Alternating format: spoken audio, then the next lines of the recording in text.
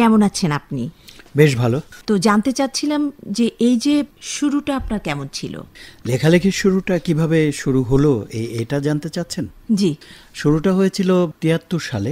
আমি তখন কলেজে পড়ি, জগন্নাথ কলেজে। তো হঠাৎ করে আমার এক বন্ধুকে গল্প লিখতে দেখে নিজের মধ্যে একটা অনুপ্রেরণা তৈরি হলো যে তাহলে বোধহয় আমিও লিখতে পারি। কারণ আমার একটা বই পড়ার অভ্যাস ছিল, একটা কল্পনার জগৎ ছিল, ভাবতে পছন্দ করতাম। তো সেই কারণেই হঠাৎ করে লেখালেখির জগতে চলে আসা। ৭৩ সালে প্রথম গল্প লিখলাম এবং সেই প্রথম গল্পটি যখন খবরের কাগজে ছাপা হয়ে গেল, তারপর থেকে আগ্রহটা বেড়ে গিয়েছিল লেখালেখির জন্য। কোন পত্রিকায়? সেটা ছিল দৈনিক পূর্বদেশ বলে একটা কাগজ বেরোতো অবজারভার হাউস থেকে। পত্রিকাটি এখন আর বেরোয় না।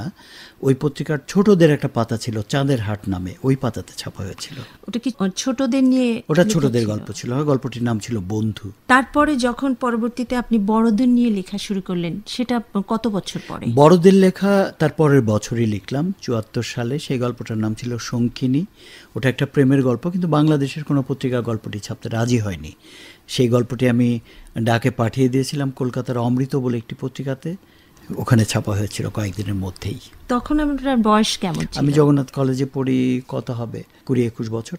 তারপরে আমরা আসলে ছোটবেলা থেকে আপনার লেখা পড়েছি। তো টেলিভিশনে আপনার একসময় অনেক জনপ্রিয় নাটক আমরা দেখেছি। টেলিভিশন মুখী হলেন কিভাবে? টেলিভিশনে প্রথম নাটক লিখলাম ৭৮ বা ৭৯ সাল। ওই নাটকটার নাম ছিল মায়াকানুন।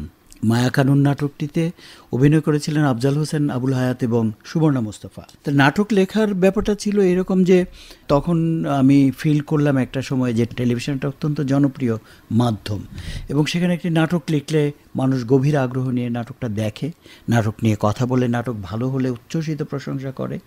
আমার খুব ইচ্ছে হলো যে আমি নাটক টেলিভিশনে লিখব এবং আমার বন্ধু আফজাল হোসেন, সুবর্ণা মোস্তফা, আমার ওই তারও আগে থেকে আমার বন্ধু, হ্যাঁ, ওরা খুব অনুপ্রাণিত করেছিল যে হ্যাঁ লেখো। তো ওদের অনুপ্রেরণায় লেখা, এবং আব্দুল্লাল মামুন আমাকে খুব অনুপ্রাণিত করেছেন।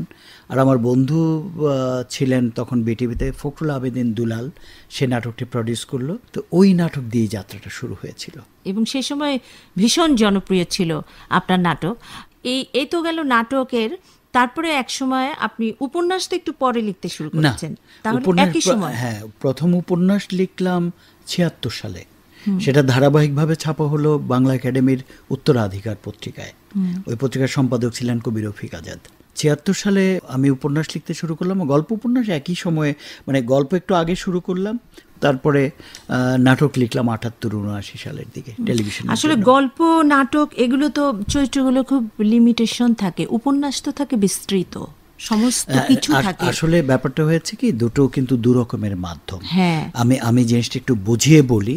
ধরা যাক যে আমি একটি উপন্যাস লিখছি যে স্টেশনে রেলগাড়ি থেকে নামলেন, নায়কের নাম ধরা যাক আফজাল হোসেন বা যে কোনো একজন একটা নায়ক, তিনি ট্রেন থেকে নামলেন একটা স্টেশনে, আমি এক লাইনে লিখে দিলাম।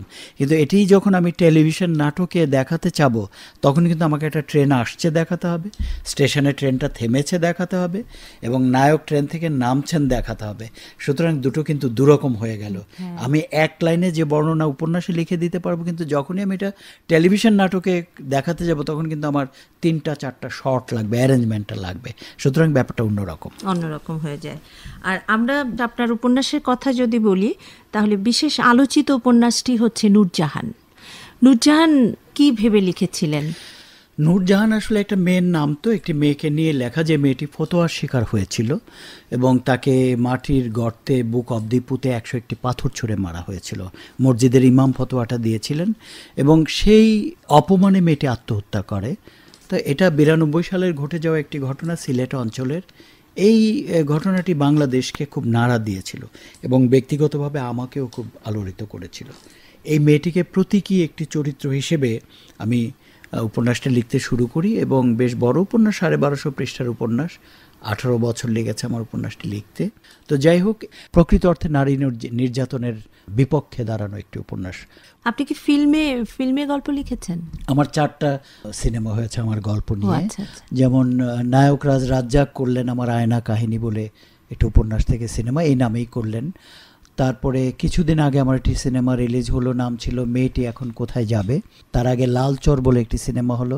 এরও আগে শাহজাহান চৌধুরী বলে একজন ডিরেক্টর এটি মুক্তিযুদ্ধের গল্প নিয়ে নাটক সিনেমা করেছিলেন, 4টা সিনেমা হয়েছে আমার। আচ্ছা, আপনার পারিবারিক জীবন নিয়ে বলুন। আমার পারিবারিক জীবন, আমার 2টো মেয়ে, স্ত্রী, আমি, এই তো ভালোই। আমার বড় মেয়েটির বিয়ে হয়ে গেছে, ছোটটি পড়াশোনা করছে। কোনো দুঃখের স্মৃতি আছে কি ছোটবেলার? দুঃখের স্মৃতি সব মানুষেরই থাকে, কত কত দুঃখের স্মৃতি, বেদনার স্মৃতি। 71 সালে আব্বা মারা গেলেন, সেই স্মৃতিটা বড় বেদনার। 71-এর স্মৃতি তো বেশি বেদনার মনে হয় আমার কাছে। আব্বাকে হারালাম আমরা 71-এ, সেটা খুব বেদনার। এরকম বেদনার স্মৃতি অনেক। বেদনা না থাকলে মানুষ কখনো লেখক শিল্পী হয় না। লেখকের অন্তরে বেদনা থাকতেই হবে, থাকেই, কোনো না কোনোভাবে থাকে। অনেক অনেক বেদনার স্মৃতি আছে।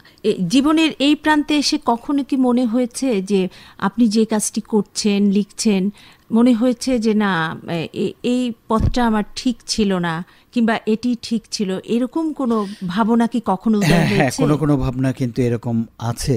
যেমন আমার মনে হয় যে আমি ক্লাস 9 থেকে ইন্টারমিডিয়েট পর্যন্ত সায়েন্স পড়লাম, তারপরে পড়লাম ইকোনমিক্স। এখন মনে হয় আমার বাংলা সাহিত্য পড়া উচিত ছিল। আমি যেই জায়গাটি নিয়ে কাজ করলাম সেই জায়গাটি নিয়ে লেখাপড়া করলে আমি হয়তো আরেকটু, আমার ভাষাটা, আমার সব কিছু হয়তো আরেকটু স্ট্রং হতে পারতো। এটা আমার মনে হয় যে আমার জীবনে একটি ভুল সিদ্ধান্ত ছিল। আরেকটি ব্যাপার মনে হয় যে একসময় আমি খুব জনপ্রিয় লেখক হতে চেয়েছি। জনপ্রিয় লেখক হওয়ার জন্য প্রচুর প্রেমের গল্প উপন্যাস লিখেছি, প্রচুর পাঠকের মনোরঞ্জন করবার জন্য প্রচুর লেখা লিখেছি। এখন মাঝে মাঝে মনে হয় সেগুলো না করলেও হতো। সেগুলো না করে আমি তো খুব সিরিয়াস ধরনের লেখা লিখতে পারতাম। পরাধীনতার মতো বা ভূমিপুত্র, এইসব লেখাও আমার আছে। এই লেখাগুলোই যদি আমি আরও যত্নে, আরও বড় আকারে লিখতাম, বা নূরজাহানের মতো আরও বড় ক্যানভাসের উপন্যাস লেখার চেষ্টা করতাম, এগুলো মনে হয়। আমরা জানি যে আপনার জন্মস্থান বিক্রমপুর। বিক্রমপুর নিয়ে কিছু স্মৃতি বলুন। বিক্রমপুরে আমার ছেলেবেলাটা কেটেছে। বিক্রমপুরের ছেলেবেলাটা কেটেছে, আমি আমার নানির কাছে থাকতাম। সেই বিক্রমপুরের ছেলেবেলাটা ছিল খুবই নির্জন একটা পরিবেশ, গ্রামের পরিবেশে বড় হয়ে ওঠা, গাছপালা, ফুল পাখি, মাঠ, এইসব দেখে বড় হওয়া। তার ফলে আমি আমার মধ্যে যে গ্রামের জীবনটা আমার হৃদয়ে যে ছাপটা ফেলেছে, সেই ছাপ ঘুরে ফিরে আমার গ্রাম বিষয়ক লেখাগুলোর মধ্যে আছে।